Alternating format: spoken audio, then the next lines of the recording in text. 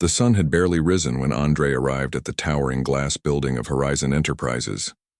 At 28, he was starting a new job at one of the most prestigious companies in the city. But unlike most new employees with his qualifications, Andre wasn't beginning in management. Instead, he had chosen to start at the entry level, answering phones and handling basic administrative work. What no one at Horizon knew was that Andre wasn't just any new hire. He was the son of William Taylor, the founder and CEO of the entire company. William had built Horizon from nothing over 30 years, turning it from a small consulting firm into a global powerhouse. Now, he wanted his son to understand the business from the ground up before eventually taking on a leadership role.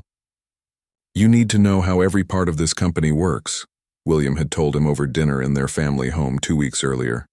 "Not just the executive decisions, but how the everyday employees feel, what challenges they face, and how management affects their work and lives."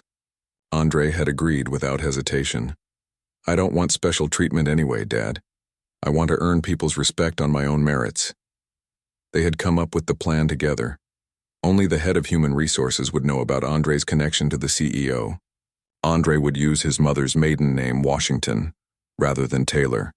He would rent a modest apartment near the office instead of staying in his luxury condo downtown. And he would dress simply, no designer suits or expensive watches that might give away his background. "Are you sure about this?" his father had asked. "Some managers can be tough on new employees." Andre had laughed. "Dad, I survived business school and 3 internships. I can handle tough managers." But as Andre sat at his new desk on that first Monday morning, he wasn't quite prepared for what tough would actually mean at Horizon Enterprises. By 9:15 a.m., most of the department had arrived, and Andre had been shown to his desk by a friendly HR representative. The department was open plan, with rows of desks and glass-walled offices around the edges for senior staff. Andre's desk was positioned near the middle, giving him a good view of the entire floor. People walked past, some nodding hello, others too busy to notice the new face. Andre observed everything: how people interacted, who seemed stressed, who seemed relaxed. This was exactly what he wanted to learn. At 9:30 sharp, the elevator doors opened, and the entire atmosphere of the office changed. People straightened in their seats, conversations hushed, and eyes darted nervously toward the man who had just arrived. Daniel Richardson walked onto the floor like he owned it. He was in his mid-40s, tall and imposing in an expensive suit. His salt and pepper hair was perfectly styled, and his face wore a permanent expression of mild dissatisfaction. As the department manager, everyone reported to him, and from the reactions around the room, nobody particularly enjoyed that fact. Richardson walked directly to his corner office without acknowledging anyone. 5 minutes later, his assistant, a nervous-looking woman in her 30s, hurried around the department telling various team leaders that Richardson wanted to see them immediately. At 10:30, Andre's desk phone rang. "Washington," he answered professionally. "Mr. Richardson would like to see you in his office," the assistant said, her voice slightly apologetic. Andre made his way to the corner office, noting how several people gave him sympathetic looks as he passed. He knocked on the glass door. "Come in," Richardson called without looking up from his computer. Andre entered and stood patiently, waiting to be acknowledged. After nearly a minute of typing, Richardson finally looked up. "So you're the new hire," he said, his eyes scanning Andre from head to toe. There was something in his gaze that made Andre uncomfortable. Not just evaluation, but something closer to judgment. "Yes, sir. Andre Washington. I started this morning." Richardson glanced down at a file on his desk. Harvard Business School, graduated with honors, previous experience at 2 consulting firms. He looked up with narrow eyes. "So why are you starting at entry level here?" Andre had prepared for this question. "I believe in understanding a business from all angles. The best leaders know how every part of their organization functions." Richardson's laugh was short and dismissive. "Well, that's a nice theory. We'll see how long that idealism lasts in the real world." He closed the file. "You'll be handling basic client communications and supporting Team B with their research. Lena will show you the systems." "Thank you, sir." "I'm looking forward to contributing to the team," Andre said sincerely. Richardson's expression shifted slightly. "Just do your job correctly, Washington. That would be contribution enough." There was an edge to his voice that hadn't been there before. "You can go now." As Andre walked back to his desk, he wondered about that change in tone. Had he said something wrong? Or was Richardson just generally unpleasant to everyone? By lunchtime, Andre had his answer. Richardson was unpleasant to almost everyone, but not equally so. Andre observed him closely throughout that first day. Richardson was curt with most employees but maintained a basic professional courtesy. With white employees, especially men, he was sometimes even friendly, stopping by their desks to chat about golf or ask about their weekends. But Andre noticed a pattern in how Richardson treated the few people of color in the department. With them, his tone was more critical, his standards higher, his patience shorter. When a young Asian woman presented an idea in the afternoon meeting, Richardson cut her off mid-sentence. When an older black man asked a question about a client file, Richardson's response was condescending and sharp. And when it came to Andre, Richardson seemed to have decided within minutes that the new hire needed extra supervision. 3 times, that afternoon, Richardson walked past Andre's desk, stopping to look over his shoulder and make small criticisms about his work. By the end of that first day, Andre had a clearer picture of Horizon Enterprises than he had expected. The company his father had built was doing well, but under the surface, at least in this department, there were serious problems with how people were being treated. As Andre walked to his modest rental apartment that evening, he called his father. "How was your first day?" William asked eagerly. Andre paused before answering. "Educational," he said finally. "Very educational. Anything I should know about?" His father's voice held concern. "Not yet," Andre replied. "I'm just getting started, but I'm definitely learning things you should know. Just give me time to understand the full picture."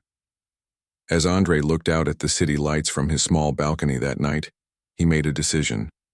He would document everything he observed, not just about the business operations, but about how people were treated. His father had built Horizon Enterprises to be a place of innovation and opportunity. If parts of the company weren't living up to that vision, William needed to know. Andre pulled out a notebook and began to write, detailing everything he had observed about Daniel Richardson on day 1. He had a feeling there would be much more to add in the days to come. Part 2, by the end of his first week at Horizon Enterprises, Andre had filled nearly 10 pages of his notebook with observations about Daniel Richardson's management style. The pattern he'd noticed on day 1 had only become clearer. Richardson showed clear favoritism toward certain employees and barely disguised contempt toward others, with race appearing to be a significant factor in how he treated people. For Andre himself, the situation grew more uncomfortable by the day. Richardson seemed to have singled him out for special scrutiny, checking his work multiple times daily and finding fault with even minor details. In team meetings, Richardson would often cut Andre off mid-sentence or dismiss his ideas without consideration. Washington, that approach wouldn't work in the real world, Richardson had said during Tuesday's meeting when Andre suggested a more collaborative approach to a client problem. Perhaps in whatever academic bubble you came from, but not here.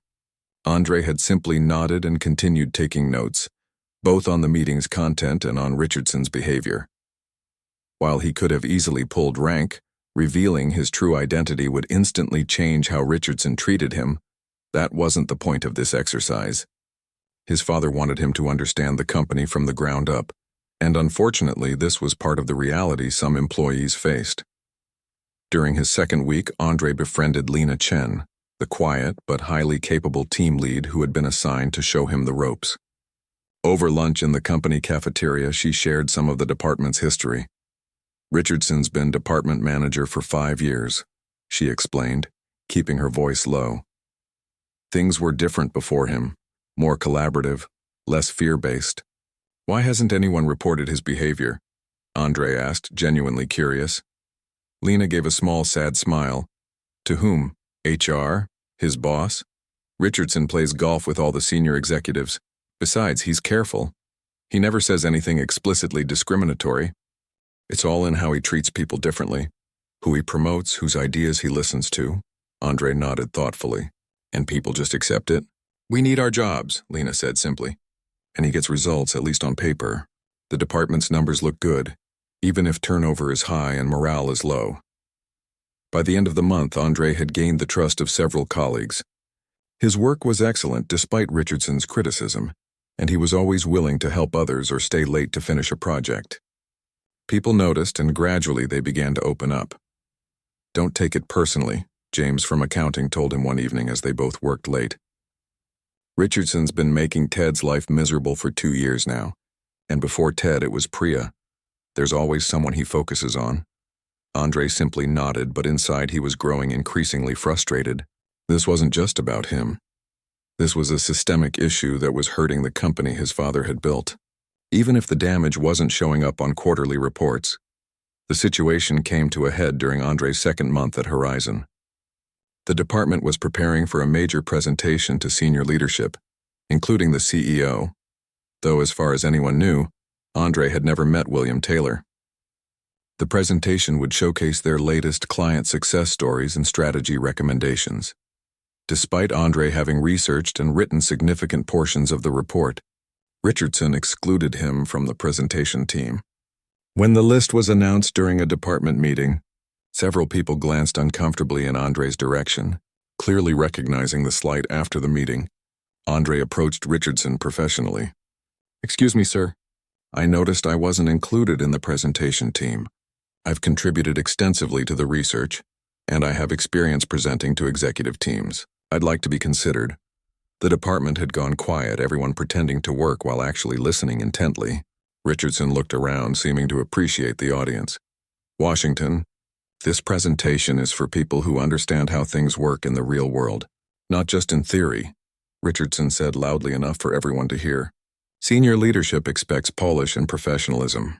Perhaps after you've been here longer than a few weeks, you'll be ready for such opportunities." The implication was clear, and several colleagues looked down uncomfortably.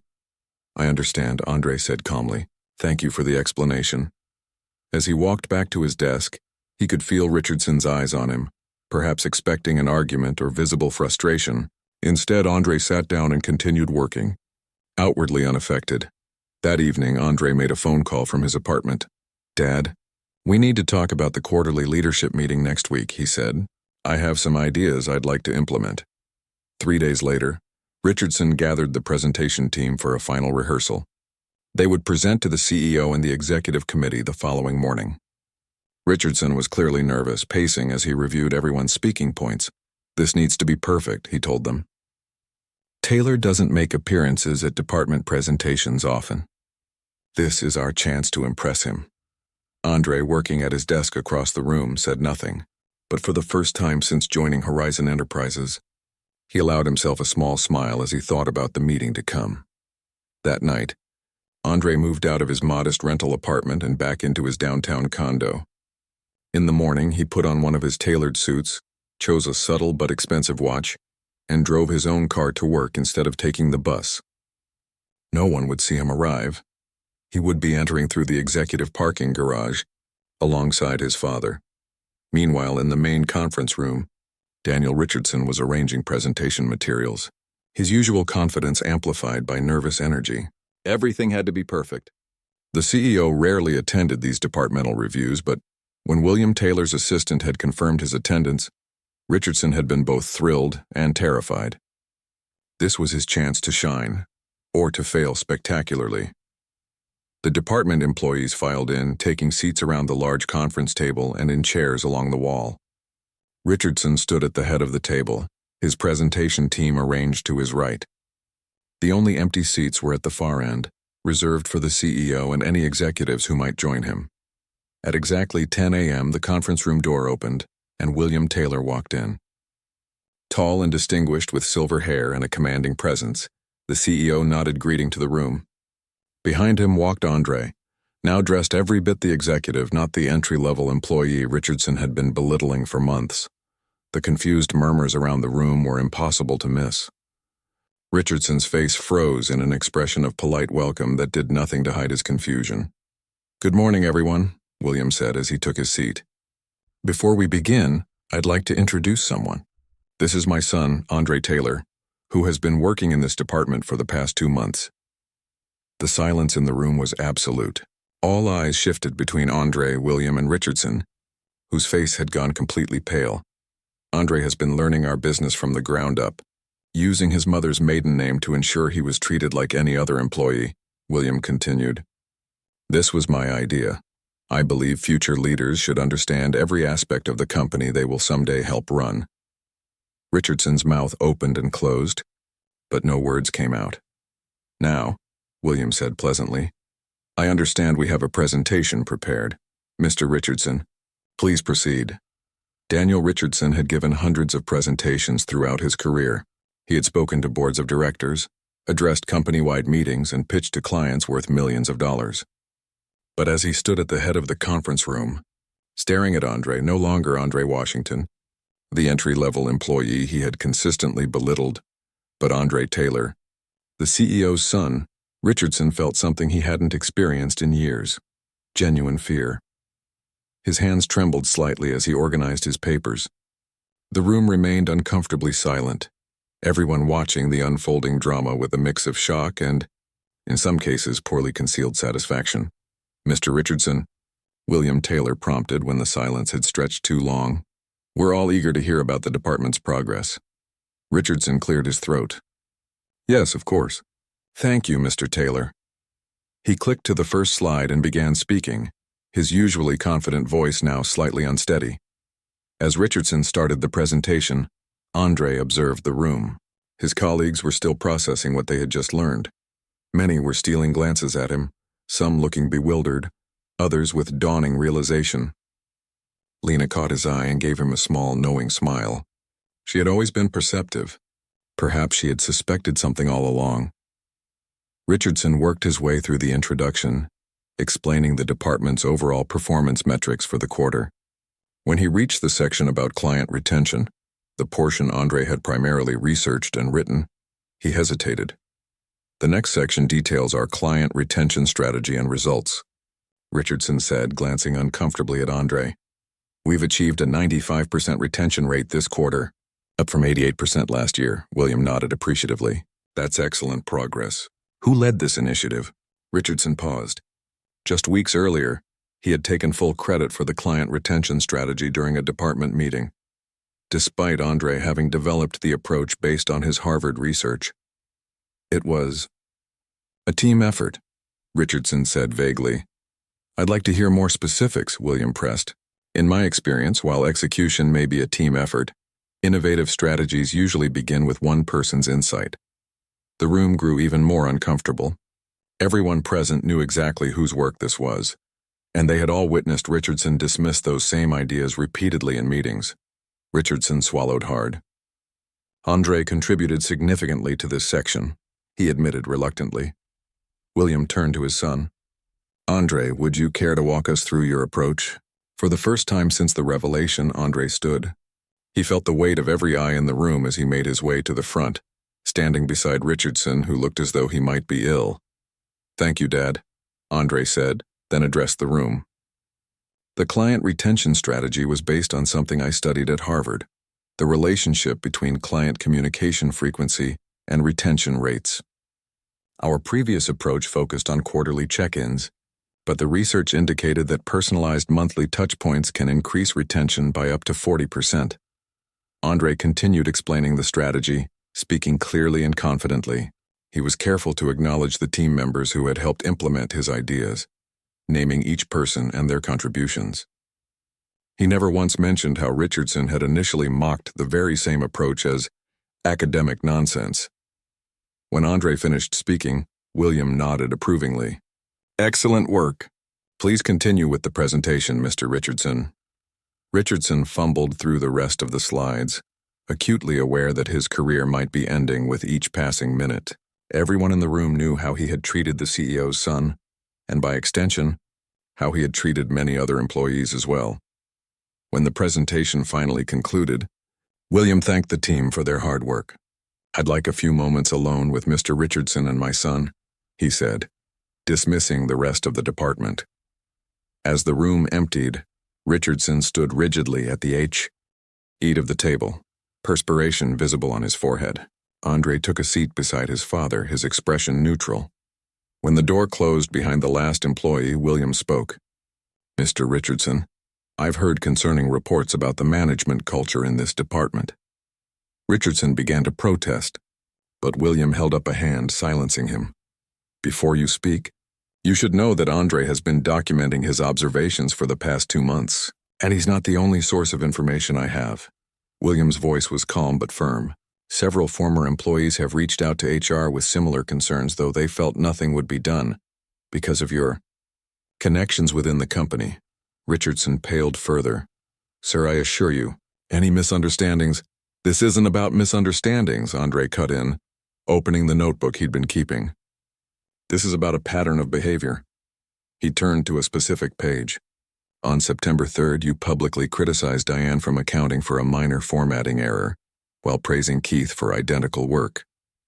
On September 7th, you interrupted Lena Chen 3 times during her presentation, while allowing other team members to speak uninterrupted. On September 12th, Andre continued, listing incident after incident, all meticulously documented with dates, times, and witnesses. Some were subtle, differential treatment that might be explained away individually, but together they painted an unmistakable picture of bias. Richardson's attempts at defense grew increasingly weak. "I hold everyone to high standards," he insisted. "That's how we get results." "High standards should be applied equally," William said. "Results achieved through fear and favoritism aren't sustainable. More importantly, they don't reflect the values upon which I built this company." Richardson seemed to realize the gravity of his situation.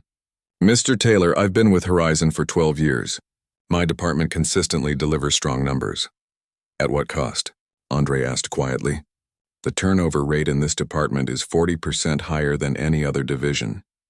The company has lost talented people because of how they were treated here." William studied Richardson thoughtfully. "I believe people can change, Mr. Richardson. The question is whether you want to." Richardson looked confused. "Sir, I'm not firing you today," William clarified. "That would be the easy solution, but not necessarily the right one." Andre looked at his father in surprise. This wasn't part of what they had discussed. "Instead," William continued, "I'm giving you a choice. Option 1, you resign immediately with a standard severance package. Option 2, you acknowledge the issues in your management approach and commit to change." Richardson blinked rapidly, clearly having expected termination. "What would option 2 entail exactly?" William looked at his son. "Andre has some ideas about that." Andre opened his notebook to a different section. "For the past few weeks, I've been developing a department restructuring plan. It includes unconscious bias training for all managers, a mentorship program for junior employees, and a new system for evaluating ideas based on merit rather than who proposes them." He slid a document across the table. "It also includes a 6-month probationary period for you, during which you would work under supervision while demonstrating changed behavior." Richardson stared at the papers before him, realization dawning in his eyes. "You weren't just documenting problems. You were planning solutions," Andre nodded. "The goal isn't punishment. It's improvement." For several moments, Richardson said nothing, his eyes moving back and forth across the document. Finally, he looked up, meeting William's steady gaze. "I'd like to take option 2, he said quietly. William nodded. "Good. Starting tomorrow, you'll report directly to Andre, who will be taking on a new role as Vice President of Organizational Development, focusing initially on this department."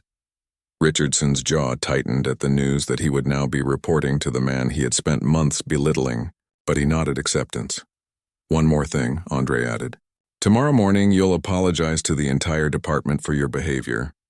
Not with vague statements about any misunderstandings, but with specific acknowledgement of the problems." Richardson looked as though he might protest, but after a moment he simply said, "I understand." As they left the conference room, William put a hand on his son's shoulder. "That was a compassionate choice," he said quietly. Andre shook his head. "It wasn't compassion, Dad, it was strategy. Firing Richardson would feel satisfying, but it wouldn't change the culture." This way he becomes part of the solution, and a visible example that change is possible. William smiled proudly. You're going to be a better CEO than I ever was. I learned from the best, Andre replied. But I also learned from 2 months at the bottom of the ladder, something I don't think Richardson ever experienced. That perspective changes everything. The next morning, the department gathered for a special meeting. When Richardson stood and delivered a genuine apology, acknowledging specific instances of unfair treatment without excuses, the shock in the room was palpable. When he then introduced Andre as the new vice president and their direct supervisor, the shock turned to cautious optimism. As Andre took the floor to outline his vision for the department's future, he could see hope rekindling in his colleagues' eyes. The road ahead wouldn't be easy, but today marked the first step toward the kind of company his father had always intended Horizon Enterprises to be. 6 months passed quickly at Horizon Enterprises. Under Andre's leadership, the department underwent significant changes, not just in policies and procedures, but in its fundamental culture. The transformation wasn't always smooth, and not everyone embraced it immediately. But the results were becoming increasingly clear. The quarterly meeting room buzzed with conversation as the department gathered for their regular review. Unlike the tense, silent meetings of Richardson's era, these sessions now featured open discussion and collaborative problem-solving. People spoke freely, contributed ideas, and even occasionally disagreed respectfully with leadership, including with Andre himself. At precisely 10 a.m., Andre entered, followed by his father. While William didn't attend every departmental meeting, he made a point of appearing occasionally to observe the changes firsthand. Good morning, everyone. Andre greeted the team warmly. Before we dive into the numbers, I want to acknowledge something important. Today marks exactly 6 months since we began our departmental restructuring. Murmurs of recognition rippled through the room. For many, that day, when Richardson's reign of intimidation had ended and Andre's true identity had been revealed, remained vividly etched in their memories. I'd like to start by thanking each of you for your commitment to building something better together, Andre continued. Change isn't easy, and all of you have stepped up admirably. His eyes moved across the room, acknowledging each person before coming to rest on Daniel Richardson, who sat quietly in the middle row, no longer at the head of the table. The past 6 months had been particularly challenging for Richardson. Initially, many suspected his compliance with the new approach was merely a performance to save his job. Some had been openly skeptical when Andre announced that Richardson would be given a chance to change, rather than being fired. Why keep someone who created so much damage? Lena had asked Andre privately after that first meeting. Because firing him would address a symptom, not the disease, Andre had explained. The problem isn't just Richardson. It's a culture that allowed his behavior to flourish. By keeping him here and requiring real change, we send a powerful message. No one is beyond redemption if they're willing to do the work. That work had been intensive. Richardson attended twice-weekly coaching sessions, participated in unconscious bias training, and most importantly, received direct feedback when his behavior reverted to old patterns. There had been setbacks, moments when his instinct to dominate or dismiss reasserted itself, but surprisingly, Richardson had shown genuine effort to change. Now, after 6 months of probation, his future at the company would be decided. Today, we have several items on our agenda, Andre continued, bringing the room's attention back to the present. We'll review our quarterly performance, discuss the rollout of our new client communication platform, and address any concerns or suggestions you wish to raise. But first, there's a personnel matter to address. The room grew quiet. Everyone knew what was coming. Daniel Richardson's probationary period concludes today, Andre stated. As outlined in our restructuring plan, this is the time when we evaluate his progress and determine next steps. All eyes turned to Richardson, whose expression remained carefully neutral. For the past 6 months, I've been tracking Daniel's interactions, management decisions, and responses to feedback, just as carefully as I documented the problems during my first 2 months here, Andre explained. Richardson shifted uncomfortably in his seat as Andre opened a folder containing his assessment. I've also collected input from team members who work directly with Daniel, Andre continued. Based on all this information, I've reached a decision about his future with Horizon Enterprises. The tension in the room was palpable. Many expected, perhaps even hoped, that Richardson would be dismissed, seeing it as justice for his past behavior. "Daniel," Andre addressed him directly, "would you please join me at the front?" Richardson stood straightening his tie as he walked to the front of the room. Gone was the arrogant stride that had once characterized his movements. In its place was something more measured, perhaps even humble. As Richardson took his place beside Andre, William Taylor watched with interest from his seat at the back of the room. This moment was entirely his son's to handle. He was merely an observer. "6 months ago," Andre began, "I offered Daniel a choice: leave the company or commit to meaningful change. He chose the more difficult path." Andre turned to face Richardson directly. "The first month was rough. You resisted feedback, defended indefensible actions, and struggled to see your own blind spots." Richardson nodded, acknowledging the truth of this assessment. "The second month showed small improvements," Andre continued. "You began listening more than speaking. You caught yourself before making dismissive comments. You started recognizing patterns in your behavior." Andre turned a page in his assessment. By month 4, team members reported significant changes in how you conducted meetings, specifically, that you were more equitable in how you allocated speaking time and responded to ideas. Richardson's expression remained serious, but there was something else there too. Perhaps pride in what he had accomplished, or relief that his efforts had been noticed. "Now, at the 6-month mark," Andre said, addressing the room as much as Richardson, "the data shows a 78% reduction in reported problematic interactions. Feedback from team members indicates that while there is still room for improvement, the change has been substantial and appears genuine." Andre closed the folder. "Based on this assessment, I've decided that Daniel will remain with Horizon Enterprises, transitioning from probationary status to regular employment, with quarterly reviews to continue for 1 year." The room remained silent, many processing their mixed feelings about this outcome. Some nodded acceptance, while others appeared less convinced. Recognizing this, Andre added, "I understand some of you may have hoped for a different decision. The harm caused by previous behavior was real, and rebuilding trust takes time. But one of our new core values is believing that people can change when given the right support and motivation. If we don't live that value, even in difficult cases, then it's just words on a wall." William nodded approvingly from the back of the room. Andre turned to Richardson. "Daniel, would you like to say something to the team?" Richardson took a deep breath, facing his colleagues. 6 months ago, I stood here and apologized for my behavior. Today, I want to thank you, particularly those of you who had every reason to want me gone but still gave honest feedback that helped me improve." He paused, seeming to struggle with what to say next. "I've learned more in these 6 months than in the previous 5 years.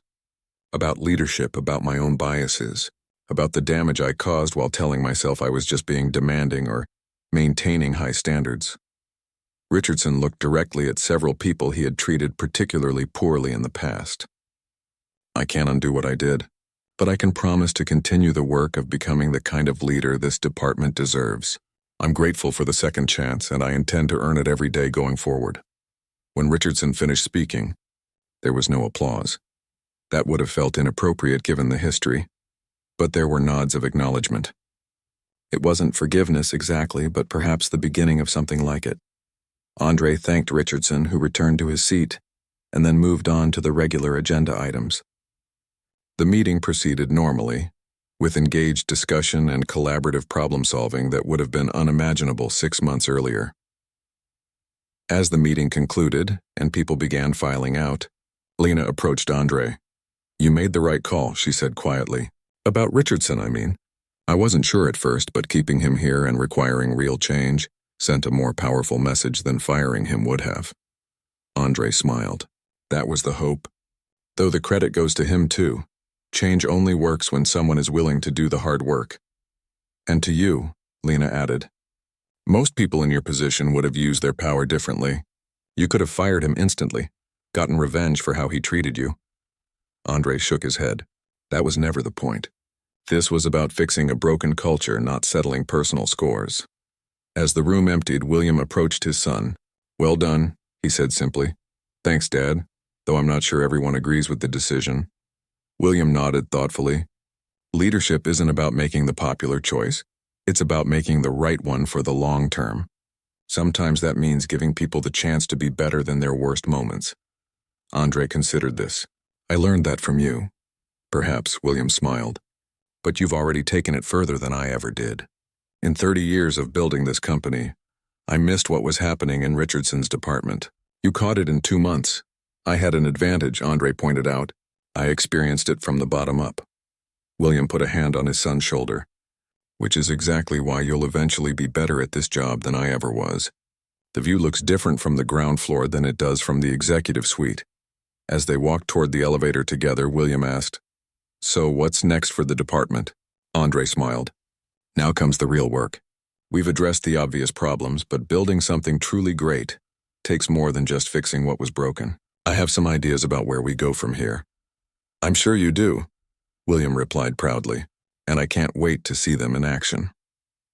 1 year to the day after Andre's true identity had been revealed, Horizon Enterprises held a company-wide gathering. What had begun as a departmental transformation had expanded into something much larger, a comprehensive reevaluation of the company's culture and practices.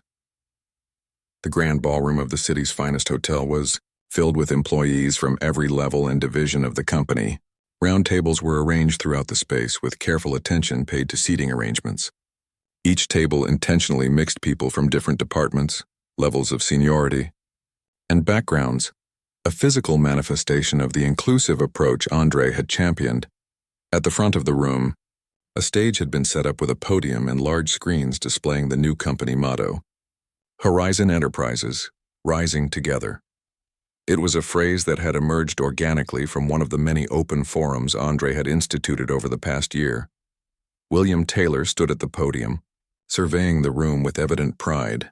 At 65, he was still a commanding presence, though the past year had seen him gradually stepping back from day-to-day operations, allowing Andre to take on increasingly significant responsibilities.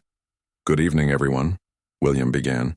31 years ago, I started this company with 3 employees in a small office above a deli. Our first computer kept overheating, our furniture was second-hand, and our business plan was written on the back of a napkin. Laughter rippled through the audience. What we lacked in resources, we made up for in vision, William continued. I wanted to build a company where innovation thrived, where talent was recognized regardless of background, and where people felt valued for their contributions. His expression grew more serious. Over the years, as we grew from 3 employees to 3,000, some of that vision became diluted. Success brought complacency, systems calcified, and in some corners of our company, cultures developed that contradicted our founding principles. Many in the audience nodded, recognizing the truth in his words. A year ago, my son Andre uncovered one such problem area when he worked incognito in what was then Daniel Richardson's department. William gestured toward Andre, who sat at the front table. What could have ended with a single personnel change instead became the catalyst for company-wide reflection and renewal. William straightened, his voice gaining strength. Today, we celebrate not just the changes we've made, but the commitment to continuous improvement that will carry us forward. And I'm pleased to announce the next step in that journey. The room grew quiet with anticipation. Effective next month, I will be stepping back from the role of CEO to become chairman of the board, and Andre Taylor will assume the position of Chief Executive Officer of Horizon Enterprises. Applause erupted throughout the ballroom. While the succession had been expected eventually, the timing came as a surprise to many. Andre stood, acknowledging the applause with a modest nod. Before I invite Andre to share his vision for the company's future, William continued when the applause subsided, I want to recognize someone else whose journey this past year has been remarkable in its own way. William's gaze found Daniel Richardson, seated at a table near the middle of the room. Daniel, would you please join me on stage? A murmur of surprise rippled through the crowd. Richardson looked momentarily stunned before standing and making his way to the stage. He moved differently now, the aggressive confidence of the past replaced by something more measured, more authentic. As Richardson joined him at the podium, William turned to address him directly, his microphone ensuring the entire room could hear. A year ago, Daniel, you were given a choice that would have daunted many. Face your failings publicly and commit to change or walk away. You chose the harder path. William extended his hand. That took courage. Richardson shook the offered hand, visibly moved by the public acknowledgement. Thank you, sir. But the real courage was Andre's, giving second chances when most wouldn't. William nodded in agreement. Which is why I've asked Andre to share his announcement regarding your future with the company. Richardson's expression revealed surprise as Andre joined them on stage. For a moment, the three men stood together, the company's past, present, and future leadership in a single frame. Andre took the microphone. When I started my undercover journey in Daniel's department, I expected to learn about our operational processes. Instead, I learned something far more valuable about human potential. He turned to Richardson. Daniel, your transformation this past year has demonstrated something I believe deeply. That with self-awareness, proper support, and genuine commitment, people can change in profound ways. Andre addressed the room. The easy path would have been termination. The harder path was rehabilitation. We chose the latter not just for Daniel's sake, but because it aligned with our renewed commitment to seeing potential in people. Richardson stood silently, his expression a mixture of gratitude and apprehension about what might come next. Daniel has not only met every benchmark set during his probationary period and subsequent quarterly reviews, Andre continued, but has become an advocate for the very changes he once resisted. He has spoken candidly about his past failings at management conferences, helped develop our new leadership training program, and mentored junior employees from backgrounds different from his own. Andre turned to face Richardson directly, which is why, as my first official decision as incoming CEO, I'm appointing Daniel Richardson as the head of our new organizational development division, focusing on cultivating inclusive leadership throughout Horizon Enterprises. The announcement was met with scattered applause that gradually grew stronger. Not everyone applauded, some wounds heal slowly, but the majority recognized the poetry of the appointment. Who better to guide others away from toxic management practices than someone who had made that journey himself? Richardson appeared genuinely moved. Thank you for the opportunity, he said simply. I won't let you down. As Richardson returned to his seat, Andre remained at the podium. William stepped aside, symbolically handing over leadership to his son. A year ago, Andre began, I experienced Horizon Enterprises from the bottom up. I felt firsthand what it was like to have ideas dismissed, to be judged by appearance rather than ability, to navigate a system that claimed to value merit, but often rewarded conformity. He paused, looking around the room. That experience changed me profoundly, and it reinforced something my father taught me long ago. The true measure of a company isn't its stock price or market share, it's how it treats people, especially those with the least power. Andre's voice strengthened. As CEO, my priority will be ensuring that Horizon lives up to its name, expanding possibilities for everyone who works here, regardless of background, title, or tenure. He outlined his vision for the company's future, new initiatives for professional development, expanded mentorship programs, and a commitment to building the most diverse leadership team in their industry. He spoke of concrete measures like blind resume reviews and structured interviews to reduce bias in hiring, and regular culture audits to ensure all departments maintained healthy environments. This past year has shown what's possible when we commit to improvement, Andre concluded. But lasting change doesn't happen through grand announcements or policy documents. It happens through thousands of daily choices. How we listen to each other, whose ideas we amplify, how we handle disagreement, who we hire and promote, and perhaps most importantly, how we respond when we inevitably make mistakes. He looked toward his father. My dad built something extraordinary over 3 decades. My job isn't to reinvent Horizon Enterprises, but to help it fully become what it was always meant to be. A place where talent thrives regardless of package, where innovation flows freely because everyone feels valued, and where we truly do rise together. The standing ovation that followed wasn't just for Andre, but for a vision of what work could be. Challenging but fulfilling, driven but humane, competitive but collaborative. Later that evening, as the event wound down, Andre found himself in conversation with Lena, who had recently been promoted to senior director. So, she said with a smile, from entry-level employee to CEO in just over a year. That might be a company record, Andre laughed. I had a slight advantage. True, Lena acknowledged. but you could have taken the express elevator straight to the executive floor. Instead, you chose to start at the bottom, to see what most executives never do. Andre nodded thoughtfully. The view is different from down there. Every leader should experience it regularly. Is that going to be company policy now? Lena asked, half joking. Not officially, Andre replied.